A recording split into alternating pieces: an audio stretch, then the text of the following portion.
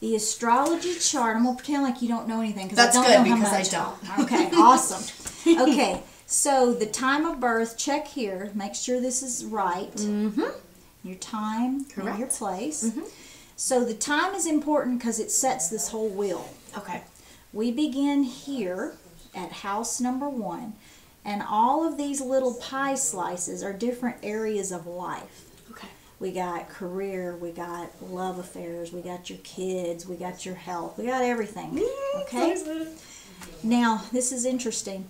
You're 21 degrees Pisces rising. I'm 20 degrees Pisces rising. Oh, so, cool. Isn't that? So your rising sign or your ascendant is like a filter or a lens you look at the world through. Okay. This is how your first impression of the world is filtered through a Pisces lens. Okay, interesting. Now, Pisces is the dreamer. It's the romantic. It's the one who wants to see the beautiful in the world. And it's also an artist. Ah. It's the psychic. It's all these wonderful ethereal qualities. Okay. And it also gives you a very sweet, cheruby appearance. Your ascendant discusses your outward appearance. It reflects your early environment. Let's see what time we're at.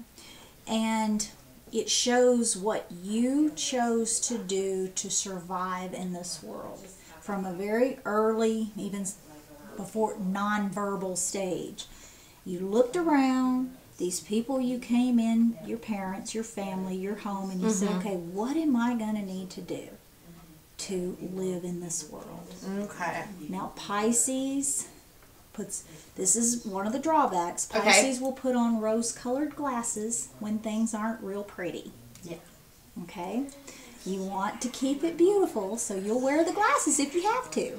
Yeah. So it gives you a very heightened sense of the spiritual aspects of the world. Now, with all of that said, honey, you have got 1, 2, 3, 4 planets in that first house. And that is called a stellium.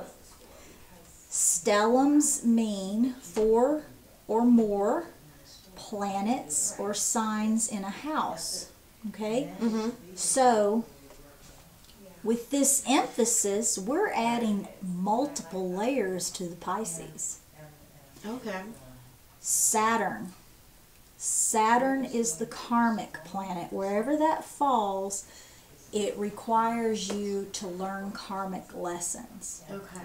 With it in the first house, it shows that you came in with all this beautiful stuff, Yeah. and Saturn said, no, wait a minute. We got to get serious here. Okay. We're going to need to figure this out quick. We're going to have to grow up fast, and we're going to have to take responsibility.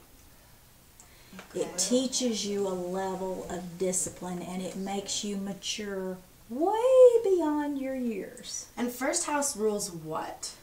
The first house is the early environment. It's your physical appearance. Okay. And it's, like I said, it's your attitude you approach the world. Okay. This is the sign that people will see about you before they see your sun sign.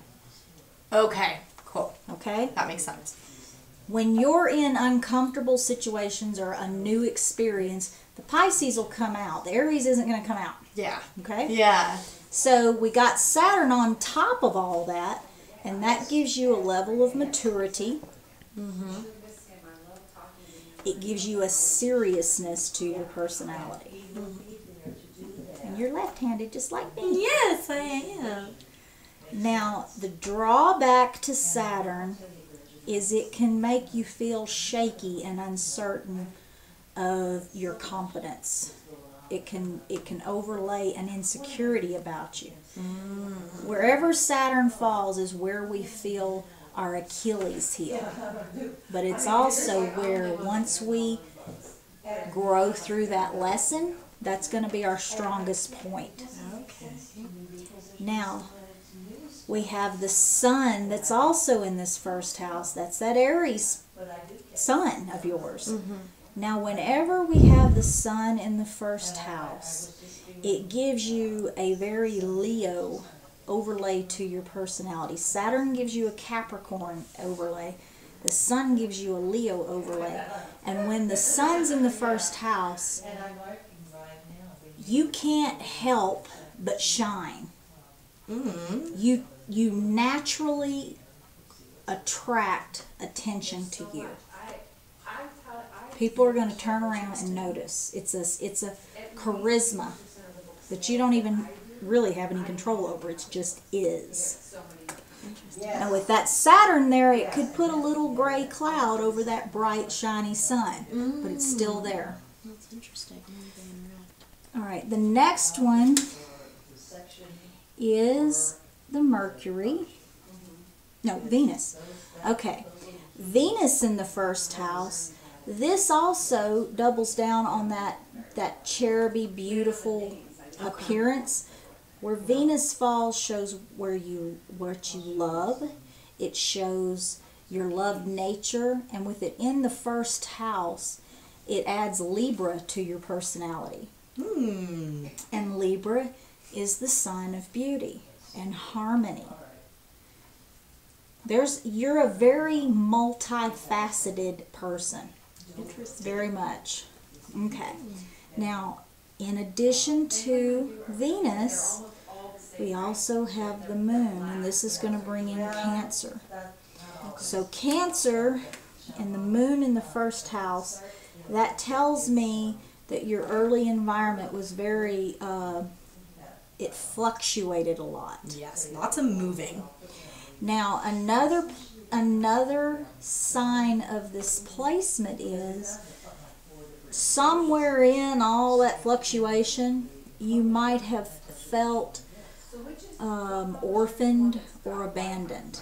Not necessarily your parents picked up and left you on somebody's doorstep, but there's so much change and movement that it might have threw you for a loop. Interesting. Now with all these planets in the first house, wherever we have a stellium shows where we have a lot of focused energy. In the first house, this is going to give you qualities of leadership, qualities of independence, and the willingness to go after new things, try new experiences. With that moon placement there, you're probably going to live a life with a lot of changeability just because you photographed that early on, and that's what feels secure to you. Even if you mentally say, I hate all that, I want to live in the same house 25 years, there's going to be a part of you that's got a gypsy spirit. Yeah. Okay? Oh, yeah. All right, now, you've also, anytime planets fall in 1, 4, 7, or 10 houses, those are the angles of this chart. See this? 1, 4, 7, 10. 1, Okay. 4, 7, and 10. The Yeah. hard line. Those are going to be focal points of the chart, and they're very energized planets. Okay? So you had all that going on in the first house. First house is crazy for me, it looks like. Yeah, it's intense. Yeah. And then this 7th house, we've got Mars isn't quite in it, but see how close it is to that line? That's considered the 7th house. Okay. So, now let's talk about your relationships. Oh, here it comes. Alright, so Mars is in. So 7th house. Now, let me see. 5th house, Cancer. Okay. We've got 2 houses that deal with relationships. Okay. The 5th house, that's love affairs. That's dating, boyfriends. Okay. The 7th house is deep stuff. That's like marriage, living together, committed stuff. So, initially, you got this Cancer. So, someone who's nurturing, who's sensitive, who's mothering towards you, or you're mothering towards them. You've got that energy on your love affairs. And this is also the house of children.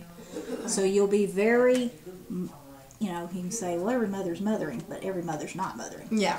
You're going to be the epitome of mothering, the traditional nurturing, chicken noodle soup, wipe the snot off their nose, that kind of stuff. I'm so excited for that. So, can't wait to be a mom. now, the 7th house, like I said, we're moving into commitment here. Okay. Now, this is going to be your tricky spot. And I'm going to tell you why. Okay. Because your north node is this little headphone set. Yeah. That is a placement that shows what your current soul's path intentions are. What that tells me is the opposite of that's over here in the first. This is the opposite, like seesaw. Your south node is in the first house, and that tells me in many, many lifetimes you've been independent.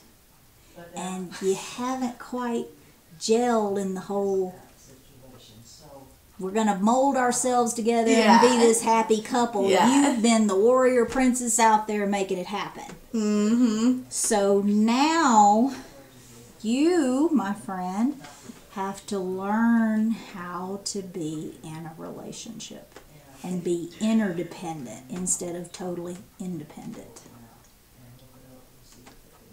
There's no surprise there. And you're going to flip back into that south node, and you're going to have to keep dragging yourself over, because this is let me say this, with all these planets in the first house, that really magnifies the independence and the past life stuff. Okay.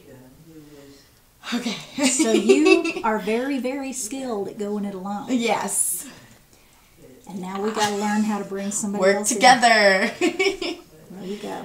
Yeah, the lone wolf thing doesn't work so much anymore. So your south node, yep, it happened in your chart too. Your south node, your 7th house, your south node's in the first house, north node's in the 7th house. This house, the 5th house was Cancer, this house is Virgo. Okay. So what I tell people, it's going to be 50-50 shot in each relationship, long-term relationship you have in your life. Okay. You're going to flip between playing the Pisces role or the Virgo role. And your lover's going to play just the opposite. And I'll tell you how that manifests.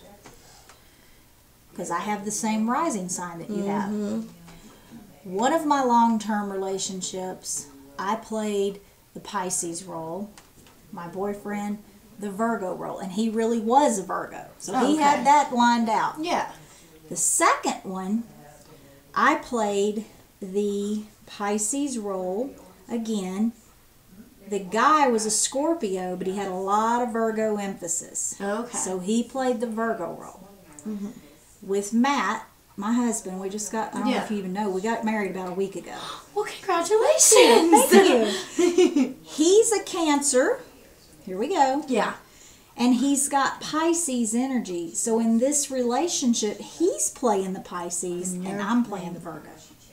So just remember that. That's going to be your polarity that you're working with. Okay, so let's get over here to career, because I'll bet you're interested in knowing that. Yes. All right. Absolutely. With Sagittarius on your career house, Sagittarius requires a lot of freedom. You will go absolutely crazy if you feel trapped. Sitting behind a desk all day would be death for you. Sagittarius is a natural traveler.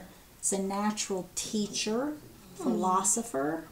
So if you could have a situation where you've always got fresh, new challenges, that would be very beneficial. The way it's worked out in my life is I generally have more than one career going at a time. So always learning, really. Always learning and always being challenged. Cool. Always have a new goal or a new dream before you. Because if you get to a point where you know what you can expect for the next 10 years, girl. That's why I was having so much trouble first semester, because I was like, this is it. this is all I had for the next 4 years. This is awful. But I figured it out because I set goals. So that's interesting that you say that. Okay. So now we don't have any planets in the 10th house.